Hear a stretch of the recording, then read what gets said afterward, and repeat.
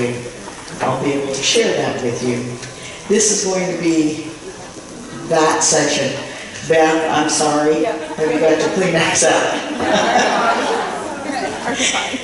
I'm going to share a little first about my life. I'll try to keep the so whats to a minimum. I actually was raised back in Kansas in a real small rural town out on a farm, and loved that lifestyle because in that small town my values were developed.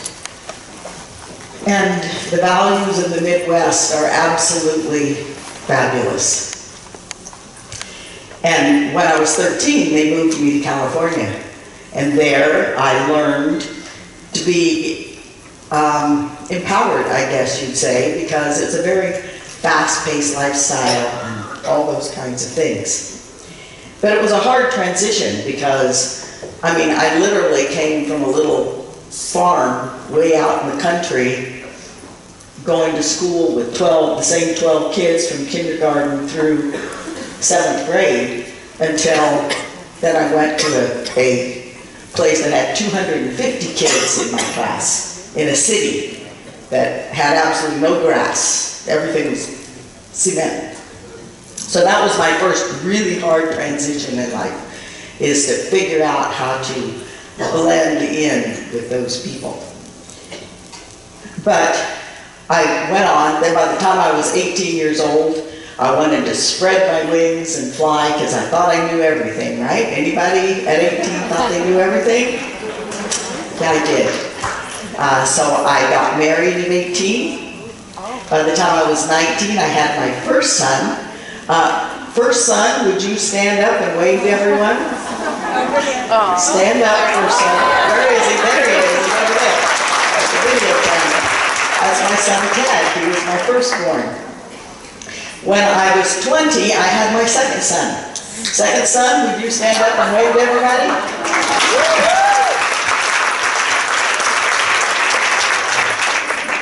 That's Chad. And when I was 21, not quite actually 21, I had my third son, Tony. And he's waving to you from my heart. And very much alive inside both the other boys that I have here. So then by the time I was 24, I was divorced. And raising those 3 wonderful little boys, which I would cut off my right arm for, and I think anybody else in here would do. They were the center of my life. In 1975, I think I was probably somewhere around 31 at that point in time. I joined a direct sales company, and it was my first sales. So and since then, so that's 44 years I have been in this industry. I guarantee you that is not the average age of the people in here. So I've been in this industry a very long time and seen a lot. And it has meant the world to me. And as I go through my story, hopefully you will understand that, and I'll tell you why it's meant so much. I went through about 3 presidents throughout. I pretty much stayed with the same company during all those years. And in 1983, a very tall, white-haired gentleman that you all know very, very well entered my life. So that was Mr. Rudy Reback, and I thank God every day that he came into my life. And again, as you hear my story, hopefully that you'll understand that a little better. And by around 1978, my youngest son was diagnosed with a disease called aplastic anemia. And aplastic anemia simply said that he did not have enough platelets in his blood for his blood to clot. It wasn't supposedly a dangerous disease, but it was dangerous for him because he was almost like a hemophiliac. You know what that is, where the blood doesn't clot, and so if he got cut or he hit his head, So he was about 12, 13 years old at that time. And you can imagine a very young, active boy going through puberty, doing sports and all those other kinds of things, how that affected him. He couldn't play baseball anymore. He couldn't play sports. The doctors, let me tell you, he wasn't very good at it. His mother had to really stay on him for that. But he was, but at least we were managing. The only hint that I had was that when I took him to a specialist, his normal general doctor had found this aplastic anemia, and he sent me to a specialist. And when I went to the specialist shook my hand and he said, "I understand you're here because your son has leukemia." And I said to him, no, he does not have leukemia. He just has aplastic anemia. And he kind of looked at me and he said, oh, okay. And it was like, well, you know how we all are. It's like, no. So we're just going to take that and throw it away. We don't even think about that. My son is fine. Well, come 1984, my oldest son had just gotten married, and it was a wonderful occasion. And 2 months later, Tony started to really get really sick a lot. And so we were going to the doctor regularly, and we went to the doctor and he said to me, "I think we need to do some more tests on him because this isn't right." And I remember very, very clearly the day I went to the doctor and he'd gotten the results back from the test. And I was sitting there with Tony in his office and he said, "The aplastic anemia has become leukemia. You need to go from here directly over to the hospital." The world completely turned upside down for me that day. It was like someone had just pulled the bottom out from under me, and I fell about 10,000 feet. I don't remember much after that. I don't remember the visit. I know my sisters were there with me, and I don't remember much about that. But then, like all of us humans do, we start digging for the positive, and I thought, that's all right. He's a strong, healthy kid. We'll be fine. So they went to the hospital and they did some really ugly things. You all know about that, right? The poisons they dump into their body, and what they do is they take the human and they get them as close to death as they can so they can kill the ugly cells while leaving the healthy ones, hopefully, to regenerate. Well, Tony's did not regenerate. He was there a month. He was in Stanford Hospital in Palo Alto, California for a month. And during that month, it was hard, but it wasn't terrible. It wasn't, he didn't, you know, there was obviously ugly things.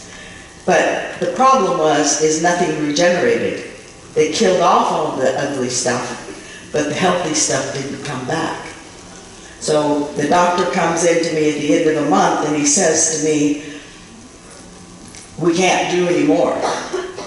So what we need to do is you guys need to go to Seattle and do a bone marrow transplant there." And at that point in time, I said, "Well, how long? How long am I going to be in Seattle?" And he said, "Months." Months? What do you do with your life if you have to leave for months? And I had like 2 days. So some of my boys' friends were kind enough to come over and pack my stuff. But, okay, you heard my son's ages. Tony was 18. That means that these young men were 19 years old, maybe 20. You know how young men at that age pack? I didn't. I was in the hospital sitting beside my son, and they were kind enough, and God knows I love each one of these boys. I still know them to this day, and they are sweet, wonderful, kind boys, and they were doing their very best, but they really had a lot of other things going on in their life, right? They really wanted to get this packing done. So it was just dumping things in bags. My clothes were in big garbage bags, big black garbage bags. Everybody's clothes were in big garbage bags. My silverware, my dishes were all just dumped in a box. Yes. There was also our dog. The boys had had this little dog, Sheba, since he was a puppy. He was a black lab, German Shepherd mix, and they loved him dearly, and he loved them dearly. And one of my more tender moments that I remember is Tony being in the hospital and knowing we had to leave for Seattle. We had no place for the dog. And so the dog, we brought the other boys brought the dog to the hospital room, not in the room itself, but outside. And Sheba had her paws up on the window.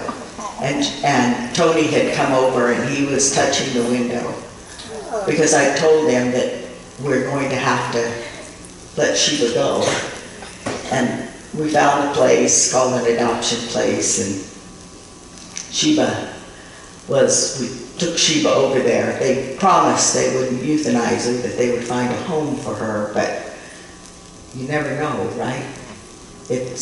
I still to this day do not know what happened to that dog, but I know that scene will forever be etched in my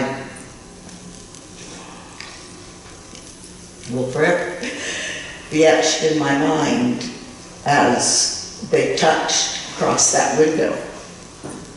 And while Sheba was a wonderful dog, Sheba had been left alone for a month because I was at the hospital, the boys were at the hospital.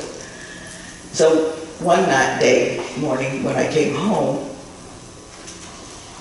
to get dressed to go to work, Sheba had gotten angry and she torn up my waterbed. So my bedroom was literally that deep in water from my waterbed, and Sheba was just sitting there looking at me like, "Are you going to come home sometime?" So we knew that, and I'm telling you all these things not to let you know. Many months later, on February 2nd, 1985, my son passed away from leukemia. And we brought his body home in the bottom of the plane. Not the way I wanted to bring my son home from Seattle. But the reason I'm standing up here talking to you today is because what's important about that is that in the middle of that grief, and that was for my sons and myself, my oldest son had just gotten married. I was unable to rejoice in that. He was unable. You know what it's like when you first get married. Do you remember that first year? That didn't happen for him. It didn't happen for him because he was grieving his brother. Ted literally had a stent put in his heart. And they would take, every other day, they would take his blood and they would whirl out all the white blood cells and give them to Tony to try and keep him from getting sick. His brother Chad went in, and he was the bone marrow donor.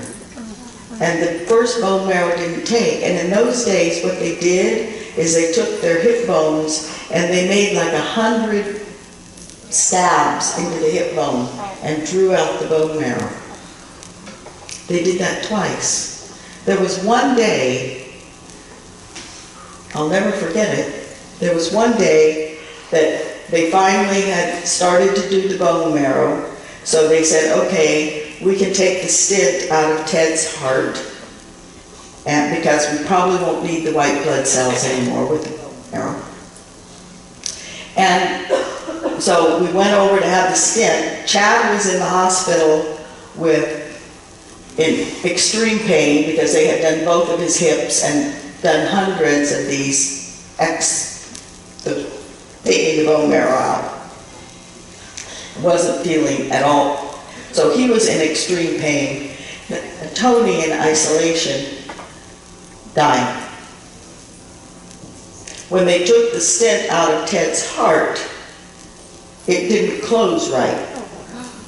So Ted is walking along with me on the way back to the other hospital, and blood is pumping out of his chest.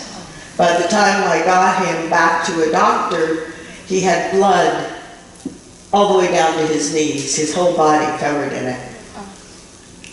I remember that night so well, because I remember holding my hands up in the air to God and saying, God, I can't do this. You can't do this to all my children. You have to give me something, because I'm going over the edge myself here. That every one of my dearly beloved boys that I would do anything in the world for were in pain. A week later, Tony died, and we came home. And as you can hear, we fought really, really hard to save this child. So we came home devastated. I'm not telling you these things because I want you to know how much I suffer. That is not my purpose. My purpose is this button that I wear called Hope. And I'm telling you these things because I have been very blessed in my life. And in that, I want to give back. I have looked for a reason that all of this happened for many years. And for a lot of times, it has been you. I have poured all of myself into bringing hope and something into your lives. That trying to help you have a better life is what I need to do to keep myself alive. So you feed me and have for many years. But now you've also blessed me with all that you do, and I want to give back. Because there are families out there today the same thing is happening to. There are families out there who are with critically ill children. And let me tell you, when your child is ill, you think of nothing else. And those families need things. They need things like they need their lawns mowed. They need food. So when they come home from the hospital, there's something hot and warm, and they can sit down together as a family and find some hope that tomorrow's going to be a better day. They need someone to come in and walk the dogs so that they don't get so upset that where did my family go, that they pull the house apart. And you come home from a night in the hospital with your child and find your house torn apart by a beloved animal. That doesn't need to happen. That's only pressure that family doesn't need. Sometimes I was lucky, and that's why I say thank God for Rudy Reback, because I had a very caring, loving boss, that I kept my job through that whole experience. Through all those 3.5 months, I never lost a paycheck. But there's families who do. I think when you hear Bruce's story, he was sitting at the bedside of his very sick child, and they called him and said, "Sorry, Bruce, we don't need you anymore. You know, you can't spend enough time here at work, and you have a job to do, so we have to replace you." That didn't happen for me. What happened for me is the people I work with, Rudy said, "No, you take care of your son. You do what you have to do." But there are people who need that. If I hadn't been able to pay my rent, how much worse would it be? What if they need to move like I did? They don't need 19-year-old kids throwing everything in. When I opened my stuff, when I finally was able to get it back into a home, I opened my stuff and it was destroyed, literally destroyed. So I had to rebuild. I don't want that to happen to another family. So here I am, and I give the deepest thanks to Bruce, and Brandon, and Miranda for allowing me this time to take out your time to ask you. There's two things you can do. I have developed a foundation called the Hearts of Hope. And so I'm asking you to do two things for me. You can add to each of your orders whatever you feel is necessary, but even $1 for yourself and your customers. If you add $1 to your orders, Bruce, is there a SKU that they use? Brandon will talk about it. Okay, thank you. There is a SKU that you can, or something, Brandon and those guys are going to tell you about it, that you can add. If you add $1 to each order, that $1 will come to me, and it will help me support these families of critically ill children.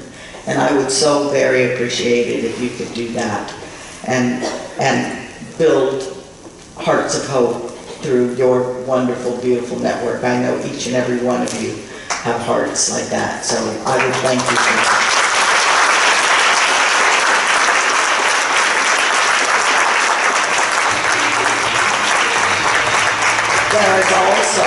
There's also one other thing. If you know a critically ill child, we have a website. It is called heartsofhopenetwork.org. If you would go there and simply let me know what that is, or what that child's name is, and if there is a contact that we can get in touch with that family, we will reach out and take care of that. You don't have to do anything more than let me know who those critically ill children are. So I would appreciate that. I thank you so much for your time. I want you all to know that you still feed me. I love you, and thank you for everything you do for Deer Haven.